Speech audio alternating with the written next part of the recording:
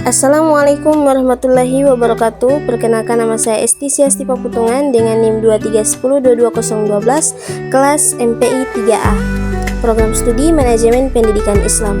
Di sini saya akan memaparkan materi saya dengan judul Konsep Dasar Penyusunan Program Pengembangan Peserta Didik dan Prinsip-prinsip Dasar Pengembangan Peserta Didik. Langsung saja ke video pembahasannya. Konsep dasar penyusunan program pengembangan peserta didik. Penyusunan program pengembangan peserta didik adalah aspek penting dalam pendidikan yang bertujuan menciptakan pengalaman belajar yang optimal. Program ini tidak hanya fokus pada penguasaan materi akademik, tetapi juga pada pembentukan karakter, keterampilan, serta kemampuan sosial dan emosional peserta didik. Yang pertama, ada pendekatan holistik. Memperhatikan semua aspek pengembangan peserta didik termasuk akademik, sosial, emosional, dan moral. Dan yang kedua ada karakteristik peserta didik. Menyesuaikan program dengan kebutuhan dan potensi individu peserta didik. Yang ketiga ada integrasi pengetahuan, keterampilan, dan sikap. Mengajarkan teori serta praktik untuk penerapan dalam kehidupan sehari-hari. Yang keempat ada pemanfaatan teknologi. Memanfaatkan platform digital untuk akses belajar yang lebih fleksibel. Yang kelima ada fleksibilitas dan adaptasi. Program harus dapat beradaptasi dengan perubahan zaman dan tantangan baru. Yang keenam ada evaluasi dan penyusunan program. Melakukan evaluasi berkala untuk menyesuaikan program dengan kebutuhan peserta didik. Dan yang ketujuh ada pendidikan berorientasi pada keterampilan hidup. Mengembangkan keterampilan hidup seperti berpikir kritis dan komunikasi efektif. Dan yang kedelapan ada tujuan pendidikan yang komprehensif. Mencapai keseimbangan dalam pengembangan aspek akademik, karakter, dan sosial. Dan yang terakhir ada kesimpangan menghadapi tantangan masa depan. Menyiapkan peserta didik untuk beradaptasi dengan pengembangan dan perubahan di masa depan. Selanjutnya ada prinsip-prinsip dasar penyusunan program pengembangan peserta didik. Yang pertama itu ada keseimbangan.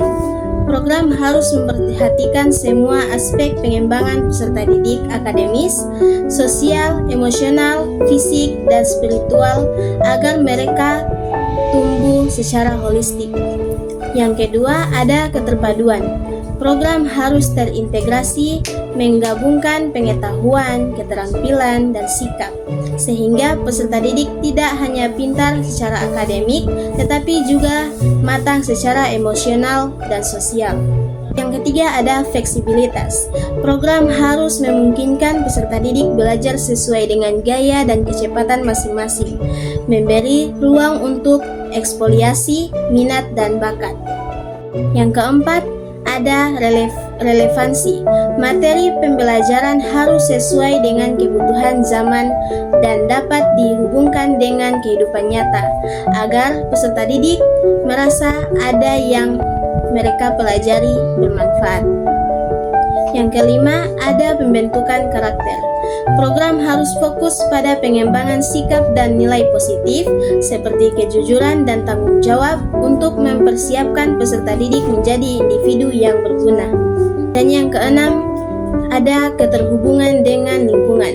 Program harus mengaitkan peserta didik dengan konteks sosial, budaya di sekitar mereka, membantu mereka berinteraksi dengan dunia luar secara positif. Dan yang ketujuh ada evaluasi dan umpan balik. Proses evaluasi yang berkelanjutan penting untuk menilai perkembangan peserta didik dan memberikan umpan balik konstruktif untuk perbaikan.